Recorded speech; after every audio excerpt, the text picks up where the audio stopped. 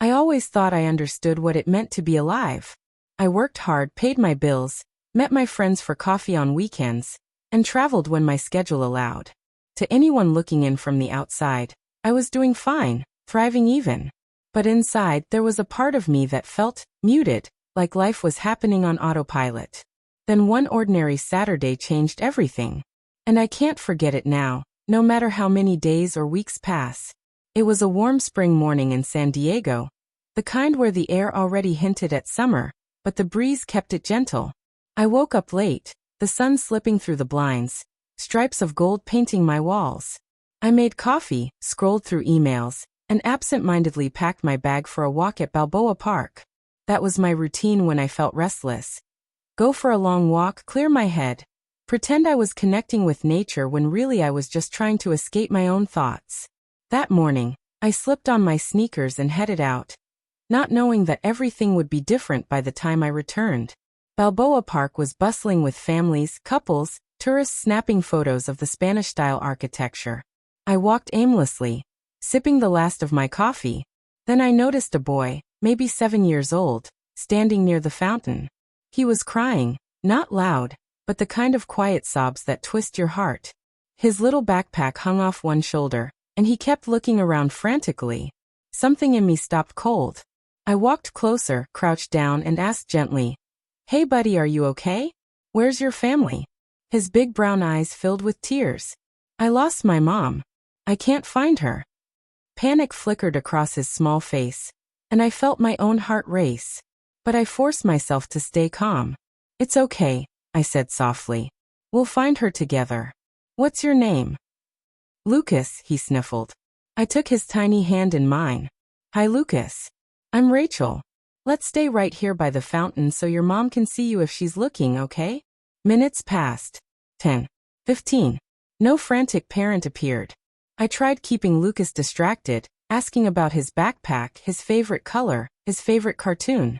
He told me about his dog, about how he loved soccer, about how he didn't mean to let go of his mom's hand, but there were so many people. Every word he said pressed on my chest like a weight. Here was this little boy, terrified but trusting me, a stranger, to keep him safe. I'd spent years believing I understood responsibility. But at that moment, holding Lucas's trembling hand, I realized I had never truly felt it before. Finally, after what felt like forever, I saw a woman sprinting toward us, her face pale with terror. "Lucas!" she cried, scooping him into her arms. He clung to her, sobbing into her shoulder. She looked at me with tears streaming down her face. "Thank you. Thank you so much. I thought I lost him."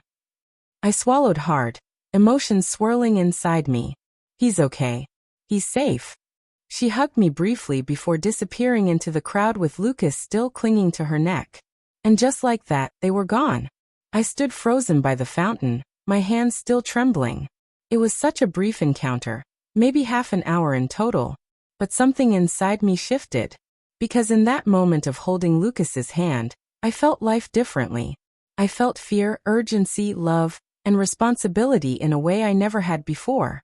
I realized what it actually feels like to matter, not in a career sense, not in an achievement sense, but in a deeply human sense. I realized how fragile everything is, how quickly we can lose what matters most, how important it is to show up for others, even strangers. That night I couldn't sleep. I lay awake replaying the image of Lucas's wide eyes, his small hand gripping mine, the look of sheer relief on his mother's face. And I asked myself questions I had avoided for years. What was I doing with my life? Was I truly present, or was I just existing? Was I spending my time on things that mattered, or was I hiding behind schedules and routines? For the first time, I admitted the truth. I had been going through the motions. I hadn't really felt life in years. But that day changed me. Over the next few weeks, I began to live differently. I called my parents more often, not just out of obligation but out of genuine love. I made time for friends, even when work was busy. I stopped putting off little dreams, like signing up for a photography class or volunteering at the community center. And most importantly, I started noticing people. Really noticing them. The elderly man struggling with his grocery bags. The teenager at the bus stop nervously clutching a resume. The single mom juggling 2 kids and a shopping cart. Because I realized everyone is carrying something. Everyone needs a hand to hold sometimes, just like Lucas did. It's been months since that day in Balboa Park. I haven't seen Lucas again, and maybe I never will. But I carry him with me everywhere I go. That day taught me more than any job, any book, any carefully planned schedule ever could. It taught me what it feels like to matter. What it feels like to be responsible for someone else, even briefly. What it feels like to be fully awake in a world I had been sleepwalking through. And I can't forget it now. I don't want to forget it. Because that day, I realized how it actually feels like to live, to connect, to care. And that realization changed everything.